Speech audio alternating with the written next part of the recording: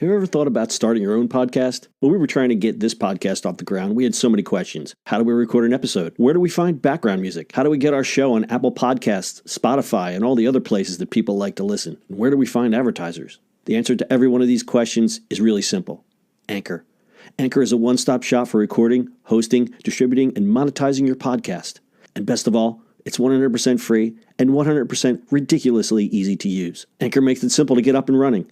You can upload and schedule your podcasts ahead of time. It publishes to all the major podcast platforms. You can easily check your stats. I could go on, but instead, why don't you go and get started? Go to anchor.fm/start to join the e-commerce minute and a diverse community of podcasters already using Anchor. That's anchor.fm/start. We can't wait to hear your podcast. It's the E-commerce Minute, your daily dose of e-commerce, tech, and retail news with your hosts, Bart Mraz and John Suter. The E-commerce Minute is a production of Sumo Heavy, a digital commerce consulting firm in Brooklyn, New York, and Philadelphia. Find us on the web at sumoheavy.com. It's E-commerce Minute, episode 332. In today's episode, Alibaba Space Egg Hotel Room Service Robot.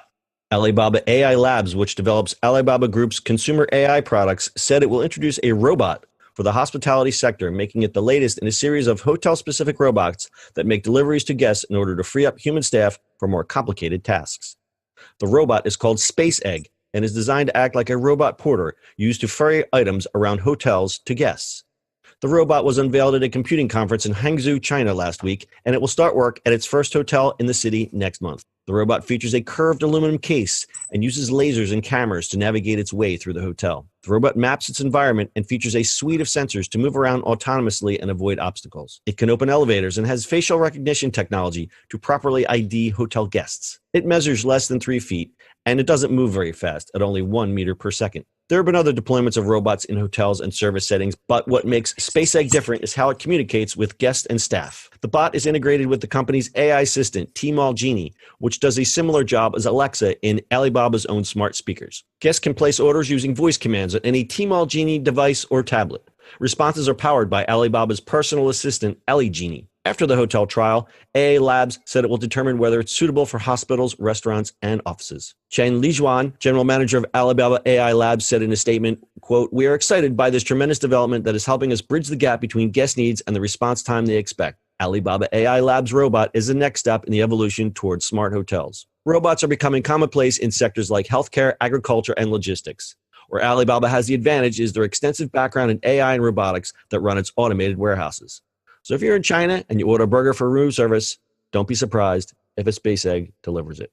Space Egg. Can I have one now, please? It's pretty cool. We have a video on our website, ecommerce.co. It's an animated video of the Space Egg in action. Pretty cool. So we're not doing this just because we like robots, although we do like robots. We like robots, we like drones, we like technology stories. But the connection here is Alibaba and how far they've come and how they're using their robotic know-how into the retail sector. They are spreading out. Mm-hmm. Yeah, no, I like it. I mean, that makes sense for hotels, right? Like, as long as it delivers the room warm. I mean, the room, the food warm. The only thing is, like, do people just grabbing from it? It basically comes to the room. It knocks on the door. There's a heater inside of it. There's even sensors in there that can tell if the trays inside the robot are clean. It comes and then it just pops open. The person has to take the food out themselves. Which is fine with me. I'd rather have to do that, than somebody walk into the hotel. Yeah, that's still like the creepiest thing to me. Like, it's nice to have room service and they set the table up and you get the little the tablecloth and all that stuff. But when I'm in a hotel, I just don't want anybody in there, man. Sometimes it's kind of awkward, right? Right. So, as I said, this is more an experiment, and I guess they're starting out using hotels because it's easier to kind of plan it out, and you've got known factors like people walking in halls and elevators, and really that's it. But what they'll expand this to is, delivering medicine in hospitals. Obviously, in agriculture, you can use. There's a lot of robotics in agriculture, but it'd be interesting to see how they take this technology and expand it to other things. Yeah, hospitals kind of make sense. Sure. Sure. I mean, hospitals and hotels where you've got a lot of people running around doing repetitive tasks, wasting a lot of time and a lot of energy just going back and forth. Yeah. No, that makes sense. The problem before was the robots were too slow. They were bumping into things, but every 6 months, this technology just gets better and better. I mean, we saw the, what's the robot that does the parkour? The MIT robot that scares the crap out of me. So this wasn't the first hotel robot. Hilton was supposed to do, they were teaming up with IBM to do a Watson-enabled robot called Connie. I don't know where they get the name Connie from. Connie was supposed to provide guests with information about local attractions, dining options, and hotel amenities to work aside human staff. But in one article I read, they tried to contact Hilton about Connie, and they said it hasn't been operational since 2016, and they didn't have any other information. So I guess that one is dead. And then there's others, like there's a company, Savoyki. They had a robot called Relay in 2014, which is in a couple different hotels. But I think this Space Egg is probably the furthest along of any of these robotic type things we've seen. Yeah. It's pretty cool.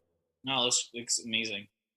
So it turns out that people like hotel robots. They did a study in 2017 of robots in hotels in China, and they found that guests were reasonably satisfied with robots, with virtually all participants rating hotel robots 4 out of 5-point scale. Yeah. They love robots. Interesting note that the hotel guests skewed younger, between 18 and 30. So there's, obviously we saw that. They had high expectations for robots, including better experiences and more customized services. They also expected robots to handle more tasks, including delivering food and goods, checking in and checking out, and providing travel information and recommendations. Pretty cool. So the robot industry is still young, growing. According to the International Federation of Robotics, the global service robotics market is expected to grow 20 to 25% from 2018 to 2020, with sales valued at $27 billion with a B. So, yeah, I mean, robotics makes sense in a lot of industries. Obviously, in warehousing, which is related to e-commerce, which is why we're kind of talking about this story. But Alibaba really, they're really expanding and kind of using their knowledge to expand into other fields. Cool. All right. Got anything else? Where's my robot now? Where's my Space Egg with my hamburger? All right. Full show notes are at ecommerceminute.co. You can kind of check out that animated video from Alibaba of the Space Egg. And that is your e-commerce minute for today. We'll see you on the internet tomorrow. Where's my Space Egg? Where's my Space Egg? Where's my Space Egg? Where's my Space Egg? That's it for today's show. If you like the show, do us a favor and subscribe, or leave us a review on iTunes. And don't forget, you can now listen to the e-commerce minute on your Amazon device. Just add e-commerce minute to your flash briefing. And finally, if you have a comment or suggestion, or just want to say hi, find us on social media at Sumo Heavy.